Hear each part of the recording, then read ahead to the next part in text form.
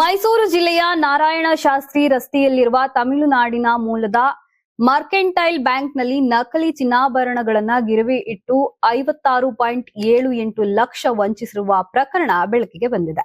ಈ ಸಂಬಂಧ ಬ್ಯಾಂಕ್ ಸಿಬ್ಬಂದಿ ಸುರೇಶ್ ಕಣ್ಣನ್ ನೀಡಿದ ದೂರಿನ ಮೇರೆಗೆ ದೇವರಾಜ ಪೊಲೀಸ್ ಠಾಣೆಯಲ್ಲಿ 7 ಮಂದಿಯ ವಿರುದ್ಧ ಎಫ್ಐಆರ್ ದಾಖಲಾಗಿದೆ.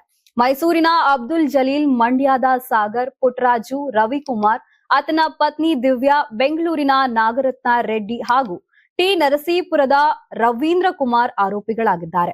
ಪ್ರಮುಖ ಆರೋಪಿಯಾಗಿರುವ ರವೀಂದ್ರ ಕುಮಾರ್ ಬ್ಯಾಂಕಿನಲ್ಲಿ ಚಿನ್ನಾಭರಣ ಮೌಲ್ಯಮಾಪಕರಾಗಿ ಕಾರ್ಯನಿರ್ವಹಿಸುತ್ತಿದ್ದು, ವಂಚಕರೊಂದಿಗೆ ಶಾಮೀಲಾಗಿ ನಕಲಿ ಚಿನ್ನಾಭರಣಗಳಿಗೆ ಮೌಲ್ಯ ನಿಗದಿಪಡಿಸಿದ್ದಾನೆ ಎಂಬ ಆರೋಪ ಕೇಳಿಬಂದಿದೆ. ಆರೋಪಿಗಳು ವಿವಿಧ ಹೆಸರಿನಲ್ಲಿ ಒಟ್ಟು 782 ಗ್ರಾಂ ನಕಲಿ ಚಿನ್ನಾಭರಣಗಳನ್ನ ಗಿರವಿ ಇಟ್ಟು ಸಾಲ ಪಡೆದಿದ್ರು ಎನ್ನಲಾಗ್ತಿದೆ.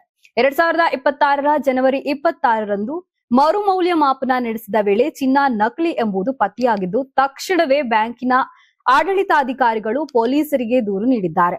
ದೇವರಾಜ ಪೊಲೀಸರು ಪ್ರಕರಣ ದಾಖಲಿಸಿಕೊಂಡು ತನಿಖೆ ಮುಂದುವರೆಸಿದ್ದಾರೆ. ಯಾರಾಗ್ತಾರೆ ಎಂಎಲ್ಎ ಅಭ್ಯರ್ಥಿ 2028 ಶೀಘ್ರದಲ್ಲೇ. ಪ್ರತಿದಿನ ಒಂದೊಂದು ಕ್ಷೇತ್ರದ ಟಿಕೆಟ್ ಆಕಾಂಕ್ಷಿಗಳ ಸಂಪೂರ್ಣ ಮಾಹಿತಿ ಪೊಲಿಟಿಕಲ್ ಜರ್ನಲಿಸ್ಟ್ ಕೆಎಂ ಶಿವಕುಮಾರ್ ಅವರಿಂದ. ಕರ್ನಾಟಕದ ನಂಬರ್ 1 ಡಿಜಿಟಲ್ ಮೀಡಿಯಾ ನಿಮ್ಮ ನೆಚ್ಚಿನ ಕರ್ನಾಟಕ ಟಿವಿಯಲ್ಲಿ ಮಾತ್ರ.